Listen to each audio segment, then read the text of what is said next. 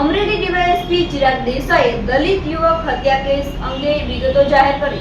અમરેલીમાં બબલા નમકીન પેકેટ અંગે દલિત યુવકની મોતના મામલે અઠવાડિયા પહેલાની ઘટનામાં ઇજાગ્રસ્ત દલિત યુવકનું ભાવનગર ખાતે મોત નીપજ્યું હતું. નિલેશ રાઠોડ નામના યુવકનું મોત નીપજતા મામલો ગરમાયો હતો. નિલેશ રાઠોડની હત્યા બાદ મૃતકના પરિવારજનો દ્વારા શબ સ્વીકારવાનો ઇનકાર કર્યો હતો. પોલીસે 11 જેટલા શખ્સો પર ગુનો નોંધ્યો છે. પોલીસે આરોપીની અટકાયત કરી લીધી છે. મૃતકના પરિજનો દ્વારા શબ નહીં સ્વીકારતા મામલો ગૂંચવાયો હતો. અમરેલી ડીવાયએસપી ચિરાગ દેસાઈએ દલિત યુવક હત્યા કેસ અંગે વિગતો જાહેર કરી છે.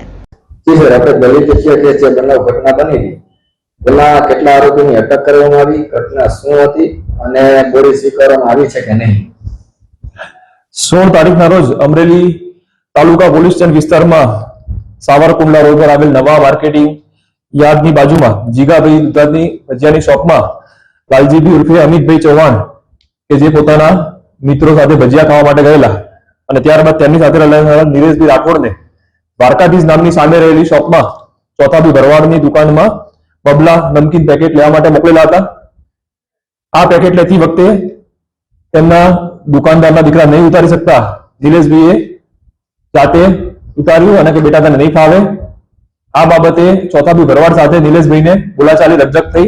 નિલેશભાઈને જ્ઞાતિ પ્રત્યે હળકૂત કરતા સામે તેમના અન્ય મિત્રો આવ્યા અને આ દરમિયાન ચોથાભાઈ ભરવાડ દ્વારા પણ સાથે રહેલા વિજય ટોટા, ભાવેશ મુંદવા, જતીન મુંદવા અને બીજા 11 જેટલા ઈસમો ભેગા થઈ જતા તેમના પર ગુનાહિત હથિયાર, લાકડીઓ, કુહાડી વડે હુમલો કરી દેતા.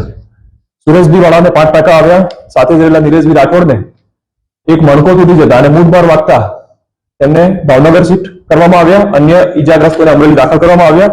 આ બાબતે પોલીસ દ્વારા ગુનો દાખલ કર્યા બાદ સારવાર સર્ટી અને અન્ય પુરાવાના આધારે 107 એટલે કે ખૂનથી મારી નાખવાની કોશિશની કલમ 109 નો ઉમેરો કરવામાં આવ્યો અને તાત્કાલિક બીજા દિવસે મુખ્ય 4 આરોપીને અટક કરવામાં આવ્યા.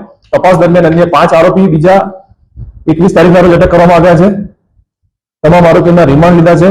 જરૂરી પૂરતા પુરાવા મેળવવામાં આવ્યા છે. 22 તારીખના રોજ નિલેશભાઈ રાઠોડનું દુઃખદ અવસાન થતા 23 તારીખના રોજ ઇન્ક્વેસ્ટ પંચનામું ભરી ખૂન 103(2) કલમ મુજબ ઉમેરો કર્યો છે.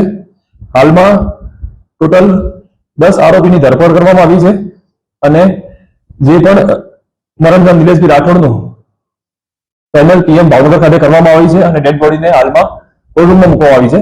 તેમના વાલી વારસો દ્વારા હજુ ડેડ બોડી સ્વીકારવામાં આવી નથી.